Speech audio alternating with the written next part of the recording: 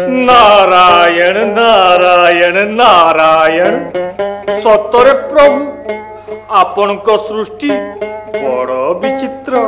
पुणी कौन है देवर्षि नारद? आपण तो अंतर्जामी से झीर प्रत्येक मुहूर्तर घटना दुर्घटना आपण को जना तेले प्रभु ता जीवन रास्ता रे पुणी एक नुआ मोड़ सृष्टि करिवारे की रहस्य अछि प्रभु? हाँ देवर्षि ताहा ही तो जीवन प्रभाव मन धार जहाँ मो ठारू सृष्टि हुई मो ठारे ही लीन होइथाए। देवर्षि यथा आकाश स्थित नित्यं वायु सर्वत्र महान तथा सर्वाणि भूतानि मस्तानि तु पधारय।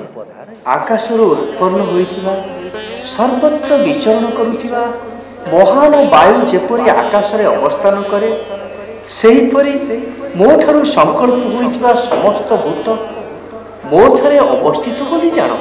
नारायण नारायण गुरु ही भगवानकर साकार मूर्ति से अखंड गुरुमुखी जीव प्रकृत उद्धार करता साधु मानकर मुख निश्रुत वाणी निष्कपट होइथाए। नारायण नारायण